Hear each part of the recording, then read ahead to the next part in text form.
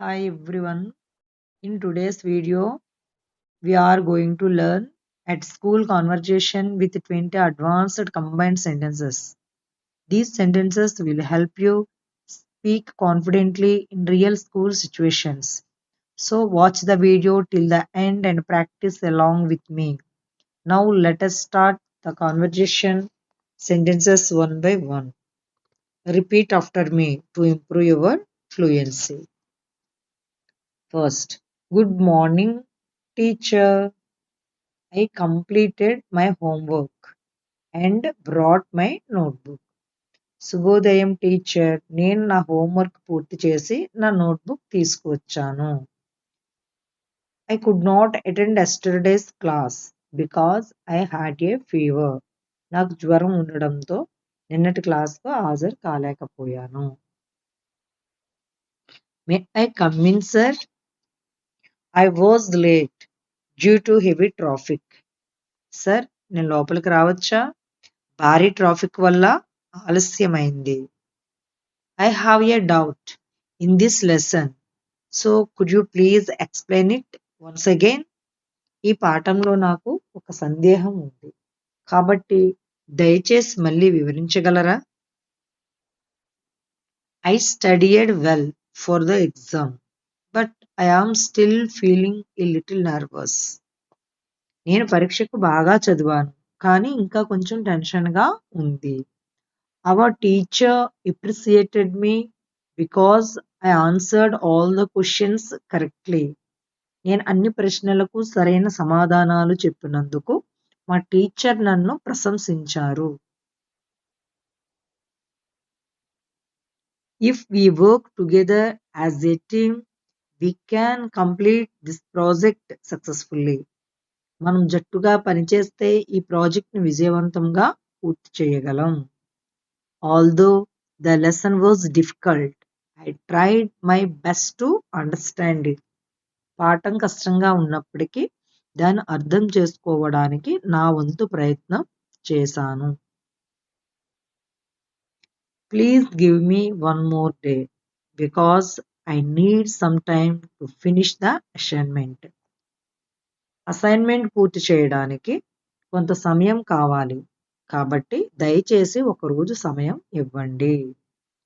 I forgot to bring my textbook, so I will share it with my friend.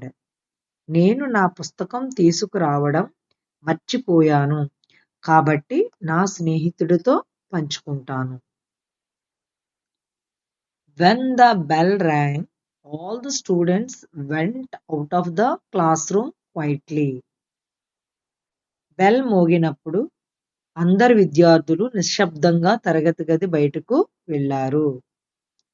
Even though I was tired, I completed my classwork before going home. నేను అలసిపోయినా ఇంటికి వెళ్లే ముందు నా class work పూర్తి చేశాను. The principal announced that the annual day will be conducted next month. Principal వచ్చే నెల వార్షికోత్సవం నిర్వహిస్తామని ప్రకటించారు. I will participate in the competition if you encourage me. మీరు ప్రోత్సహిస్తే నేను పోటీలో పాల్గొంటాను. Since the teacher was absent, we revised the previous lesson on our own. Teacher రాలేనందున లేదా గైహాజరైనందున మేమే గత పాఠాన్ని పునశ్చరణ చేసుకున్నాము. అంటే రిపీట్ చేసుకొని చదువుకున్నారు అని. My friend helped me with mathematics and I helped him with English. నా స్నేహితుడు నాకు గణితంలో సహాయం చేశాడు, అలాగే నేను అతనికి ఇంగ్లీష్లో సహాయం చేశాను. If I score good marks, my parents will feel very proud of me. నేను మంచి మార్కులు సాధిస్తే నా తల్లిదండ్రులు చాలా గర్వపడతారు. The teacher advised us to read newspapers daily so that we can improve our knowledge. మన జ్ఞానం పెరగడానికి రోజు వార్తాపత్రికలు చదవాలని టీచర్ సలహా ఇచ్చారు. I was absent for 2 days. Therefore, I need to copy the notes from you. నేను 2 రోజుల పాటు గైహాజరయ్యాను. అందువల్ల నీ నుండి నోట్స్ కాపీ చేయాలి. We should respect our teachers because they guide us towards a better future. మనకు మంచి భవిష్యత్తు దిశగా మార్గనిర్దేశం చేస్తారు. కాబట్టి మనం గురువులను గౌరవించాలి.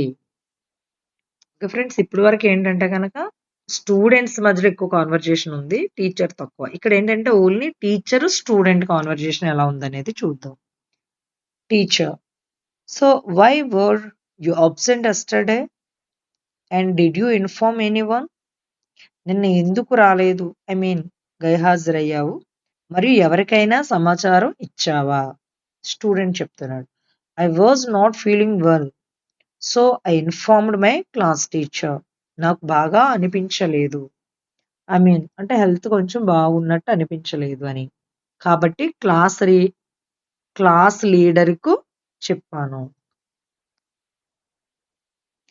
If you miss the class again you must complete the notes on the same day.